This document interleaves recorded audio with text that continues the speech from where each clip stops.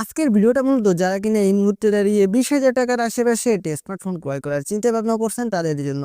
Hello everyone, আসসালামু আলাইকুম। কি অবস্থা সবার? আশা করি সবাই অনেক অনেক ভালো আছেন। মূলত আমরা যখন কিনা একটি স্মার্টফোন ক্রয় করার জন্য কোনো দোকানে যাই, তখন কিন্তু দোকানদার চেষ্টা করে দোকানের সবচেয়ে যে খারাপ স্মার্টফোনটা আছে, যেটা চলে না, দীর্ঘদিন যাবত দোকানে বসে আছে, ওই স্মার্টফোনটা কিন্তু আমাদের ধরিয়ে দেওয়ার চেষ্টা করে। তো আমরা কি পাগল নাকি এতগুলা টাকা দিয়ে স্মার্টফোন ক্রয় করব? একটু জেনে বুঝে নেব না?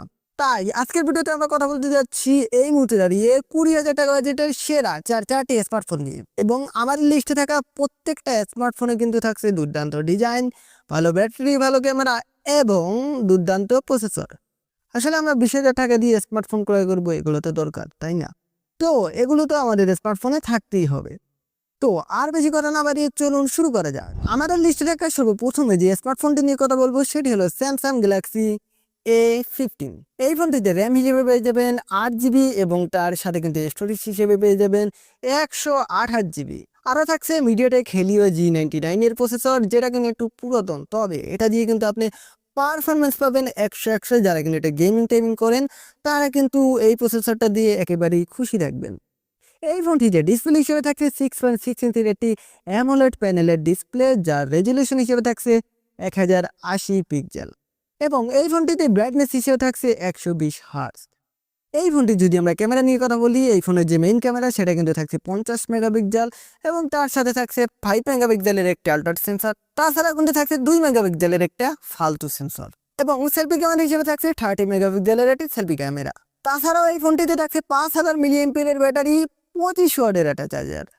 তো এই ফোনটার যদি আমরা কমতির দিক বলি তাহলে কিন্তু এই চার্জারটা যদি আরো একটু বেশি দিত, স্যামসাং এর কি হয়েছে ভাই জানি না, প্রত্যেকটা ফোনেই তারা কিন্তু ওই 25 ওয়াট, 26 ওয়াট, 20 ওয়াটের চার্জার দেয়, যেখানে কিনা 12-13 হাজার টাকা বাজেটের স্মার্টফোনও কিন্তু এর চেয়ে বেশি দেয়।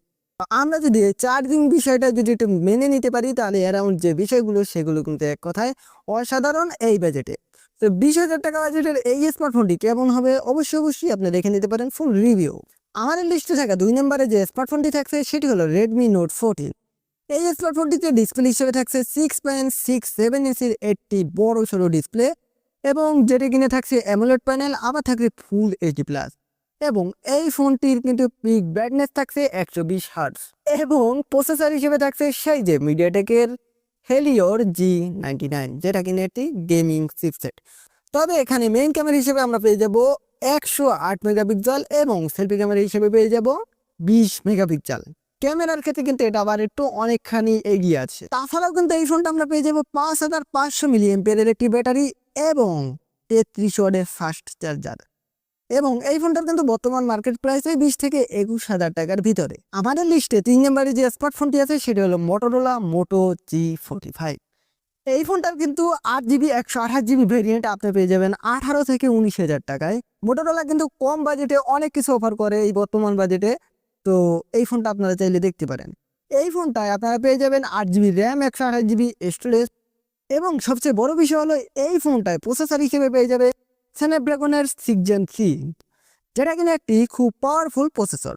তাছাড়াও থাকছে 50 মেগাপিক্সেলের মেইন ক্যামেরা এবং 8 মেগাপিক্সেলের একটা আল্ট্রা ক্যামেরা। তাছাড়াও থাকছে 2 মেগাপিক্সেলের একটা ফালতু সেন্সর, যেটা মোটেও কাজের না। এবং সেলফি ক্যামেরা হিসেবে থাকছে 16 মেগাপিক্সেলের একটি সেলফি ক্যামেরা এবং তাছাড়া থাকছে 5000 মিলিঅ্যাম্পিয়ারের একটি ব্যাটারি, 18 ওয়াটের একটি চার্জার। এখানে যদি চার্জারটা একটু বাড়িয়ে দিত তাহলে কিন্তু সমান হতো।